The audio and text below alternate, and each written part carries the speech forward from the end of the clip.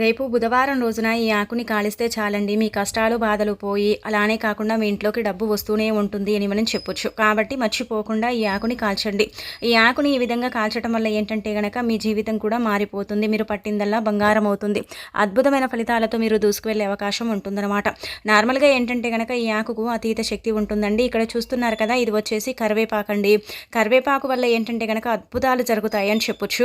అద్భుతమైన ఫలితాలను కూడా మనం పొందవచ్చు అనమాట. చాలామంది కూడా ఏంటంటే కనుక కూరలో కరివేపాకు తీసేసినట్టు మనం ఏంటంటే ఈ పరిహారంలో కూడా అలాగే కరివేపాకుని అంటే తీసేస్తూ ఉంటామని చెప్పొచ్చు. నార్మల్గా కరివేపాకు చాలా శక్తివంతమైనదండి.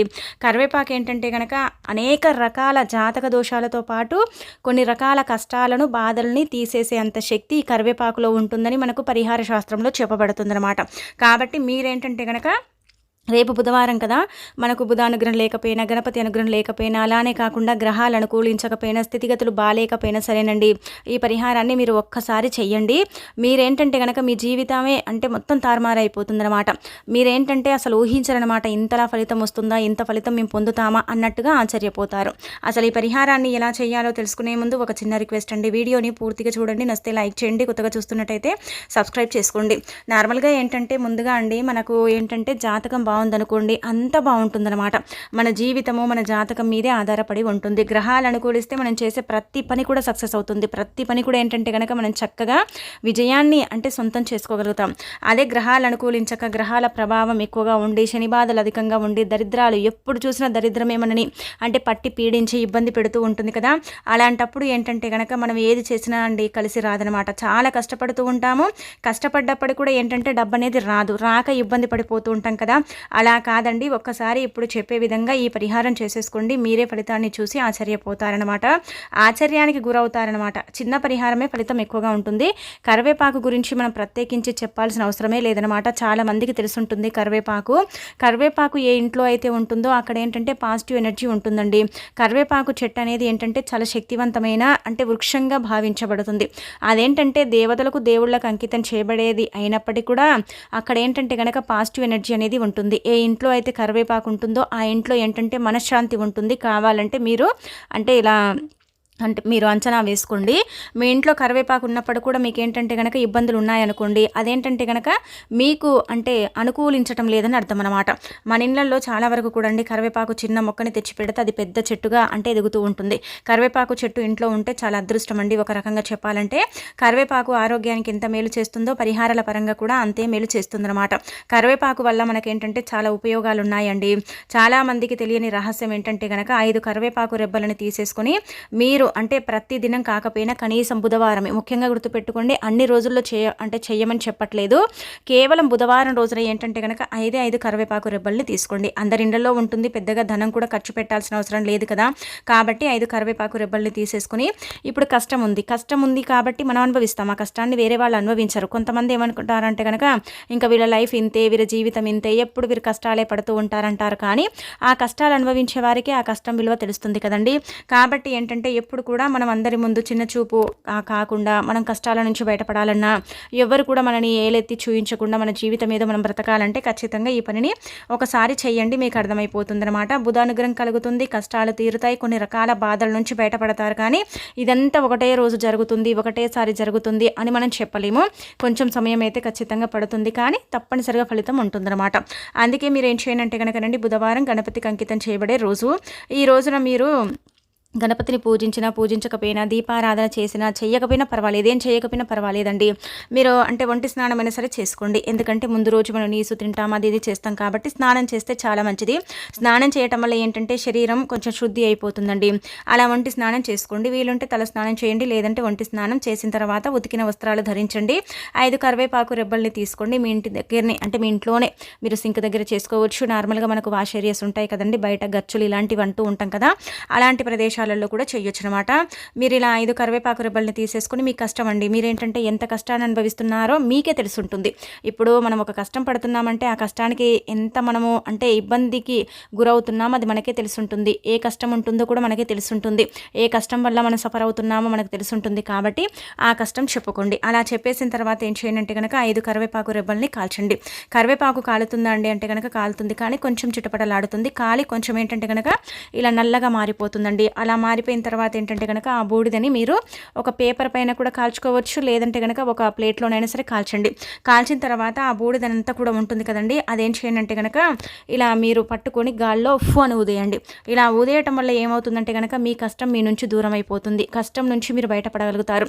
మనం ముందే చెప్పాం కదా, ఒకటేసారి అయితే జరగదు, మెల్లిమెల్లిగా జరుగుతుంది. కానీ ఖచ్చితంగా జరగటం అయితే మీరు అంటే చూడగలుగుతారండి. ఇలా గాల్లో మనం ఊదుతున్నాం కాబట్టి అది ఆ కష్టం అంతా కూడా గాల్లో కలిసిపోతుంది. ఆ కష్టానికి తగ్గట్టుగా మనకు అంటే ప్రతిఫలం అనేది దొరుకుతుంది. మనం కష్టం నుంచి బయటపడగలుగుతాం. బాధలు ఉంటే ఆ బాధలు కూడా తీరిపోతాయి.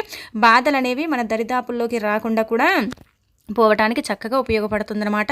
కాల్చి బూడిదని ఊదటం వల్ల అయితే మంచి ఫలితం ఉంటుందండి. చాలామందికి తెలిసి ఉండొచ్చు. కాల్చి ఊదటం వల్ల ఏంటంటే ఒకవేళ మనకు అంటే చెడు ఉంటేనే కదా ఇలా జరుగుతుంది, కష్టం అనుభవిస్తాము. అంటే ఇలా శని బాధలు ఉండటం వల్ల, గ్రహాలు అనుకూలించకపోవటం వల్ల, రాహుకేతు ప్రభావాలు ఉండటం వల్ల మనకు పూర్వకర్మ శాపాలు, పాపాలు, ఇబ్బందులు ఏవేవో ఉంటూ ఉంటాయన్నమాట. మనము చేసుకునేవి ఏం కాదు, అవి పూర్వం నుంచి కూడా వస్తాయి. మధ్యలో ఏంటంటే మనం కొన్ని అనుకోకుండా అవి జరిగిపోతూ ఉంటాయి. అవన్నీ కూడా కలిసి మన జీవితంపై, మన యొక్క భవిష్యత్తుపై ఏంటంటే ఇలా ప్రభావం అనేది పడుతుంది కదా, అలాంటి ప్రభావం నుంచి మనం బయటపడడానికి చక్కగా ఉపయోగపడుతుందండి. కరివేపాకు ఖచ్చితంగా కాలుతుంది కాబట్టి చేసుకోండి, చేసేసి ఫలితం అనేది పొందండి. బుధవారం దీనికంటూ సమయం లేదు, నియమం లేదు, నిష్ట లేదు, ఏది లేదు. కాబట్టి మీ ఇష్టానికి తగ్గట్టుగా అంటే మీకు నచ్చినప్పుడు మీకు నచ్చిన సమయాలలో చేసేసుకోండి, సరిపోతుందన్నమాట. అంటే మీకు మంచి జరగాలి చెప్పుకోండి, కష్టం గురించి చెప్పుకొనే చేసుకోండి, కష్టం గురించి చెప్పే కాల్చండి. అలానే మీకు ఏంటంటే ఫలితం ఉంటుందన్నమాట. ఒక వారం చేస్తే కొంచెం బాగుంది అనిపిస్తే రెండో వారం ఖచ్చితంగా చేసుకోండి. మళ్ళీ ఇంకా కొంచెం ఎక్కువగా మార్పు రావచ్చు, ఎక్కువగా మార్పు చూసే అవకాశం ఉంటుందన్నమాట. ఇలా ఏంటంటే మార్పులను మీరు చూసుకోగలుగుతారండి. మార్పుని చూసి మీరే ఆశ్చర్యపోతారు. కాబట్టి ప్రయత్నించేసుకోండి. ఇది మొదటి పరిహారం. ఇక కొంతమందిని మనం గమనిస్తామండి. కొంతమంది ఎందుకు ఎగ్జాంపుల్గా మనమే తీసుకుంటే ఏమవుతుందంటే కనుక, మేము ఏదైనా పని చేస్తే మాత్రం మాకు ఫస్ట్ బాగానే ఉంటుందండి. మధ్యలో అయిపోయిన తర్వాత ఆ పని అసలు కలిసి రాదండి. ఏదైనా బిజినెస్ చేద్దాం అనుకుంటాం కదా, అది కలిసి రాదండి. ఏది చేద్దాం అనుకున్నా కానీ మాకైతే అది సూటే కాదు. ఎందుకు ఇలా జరుగుతూ ఉంటుంది? మేము ఏదైనా చేయాలనుకుంటే అసలు స్టెప్ ముందుకు వేయలేకపోతున్నాం. ఏదైనా పని అనుకుంటే అది జరగదండి, అది మధ్యలోనే ఆగిపోతుంది. ఏదైనా ఇంట్లోనైనా సరేనండి, మంచి శుభకార్యాలు చేద్దాం అనుకుంటామా, అసలు చేయలేకపోతాం. అసలు ఎందుకు మా వెంట ఇలా అవుతూ ఉంటుందని కొంతమంది బాధపడిపోతూ ఉంటారు, కొంతమంది ఇబ్బంది పడిపోతూ ఉంటారు కదా. అలాంటి వాళ్ళకి ఏంటంటే ఇప్పుడు చెప్పి పరిహారం ఉపయోగపడుతుంది. ఇది కూడా అండి 7 కరివేపాకు రెబ్బల్ని తీసుకొని చేయాలి. అంటే ఆకులు ఉంటాయి కదండి, కరివేపాకు ఆకులు తీసుకోండి. రెబ్బలంటే చాలామంది అంటే ఆ కొమ్మలన్నీ తీసుకుంటారు, అలా కాదు. ఇలా కరివేపాకు ఆకులు ఉంటాయి కదా, 7 తీసుకోండి లెక్క పెట్టేసి. ఇలా 7 కరివేపాకు ఆకులు తీసేసుకొని మీరు ఇది ఇంట్లోనే చేసుకోండి. దీన్ని ఊదటం ఇలాంటివి ఏం చేయకూడదు. మీరు ఏ పని అయితే అనుకుంటున్నారో, ఏ పని అయితే జరగాలనుకుంటున్నారో, కొంతమంది ఏదైనా పని అనుకుంటే అది జరగనే జరగదు. ఆ పని జరగక కొంతమంది బాధపడిపోతుంటారు. ఇంకా అలానే కాకుండా ఇంట్లో ఏదైనా చేద్దాం అనుకుంటారు, లేదంటే ఏదైనా వస్తువు కొనాలనుకుంటారు, వాహనం కొనాలనుకుంటారు, ఇంకా ఏదైనా పర్వాలేదండి కొనాలనుకుంటారు, లేదంటే అమ్మాలనుకుంటారు, ఏదైనా మంచి పని చేద్దామనుకుంటారు, ఇంట్లో ఏదైనా చిన్న చిన్న శుభకార్యాలు చేయాలనుకుంటారు. కానీ అవి జరగవన్నమాట. అవి ముందుకు వెళ్ళవు, వెనకే ఉండిపోతూ ఉంటాయి కదా. అలా ముందుకు వెళ్లకుండా ఆగిపోయినప్పుడు చాలా బాధ అనిపిస్తూ ఉంటుంది కదండి.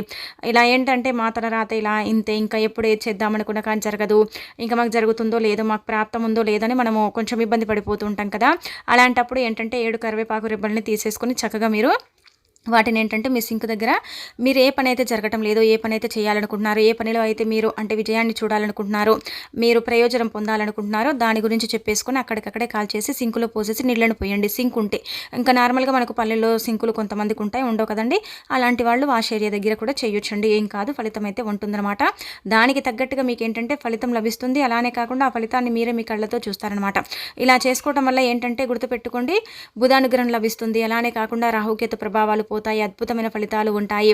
మీ జీవితం అనేది మారిపోయి మీకంతా కూడా మంచి చేకూరుతుందని చెప్పొచ్చు. చాలా చిన్న పరిహారం, ఫలితం ఎక్కువగా ఉంటుంది కాబట్టి ప్రయత్నించేసి చక్కగా ఫలితం పొందండి. గణపతి అనుగ్రహాన్ని కూడా పొందండి, అటు లక్ష్మీదేవి అనుగ్రహం కూడా అంటే కలుగుతుంది, సకల శుభాలు కూడా చేకూరుతాయి అన్నమాట. ఇవన్నీ చిన్న చిన్న పరిహారాలు శాస్త్రాల్లో చెప్పబడ్డవి, పురాణాల ప్రకారం ఏంటంటే కనుక చాలా మంది కూడా ఆచరించేసి ఫలితాలు పొందినవి కాబట్టి వీటి వల్ల మనకి ఏంటంటేనండి మంచి జరుగుతుంది, చెడు మాత్రం జరగదు. మంచి ఫలితాలను అయితే మనం పొందగలుగుతామన్నమాట. ఎప్పుడు కూడా ఏదో ఒక రకంగా సమస్యతో బాధపడిపోవటం, కష్టంతో ఇబ్బంది పడిపోవటం ఇలాంటివి ఉంటూ ఉంటాయి కదా. సర్వసాధారణంగా వాటి నుంచి కూడా మనం బయటపడటానికైతే ఇవి మనకు అనుకూలించే పరిహారాలని శాస్త్రాల్లో చెప్పడం జరుగుతుంది. కాబట్టి మీరు ఎంత నమ్మకంగా చేసుకుంటారో అంత మంచి ఫలితం అయితే వస్తుందన్నమాట. కరివేపాకే కదా అనుకోకండి, దాన్ని ఏంటంటే చులకనగా చూడకండి.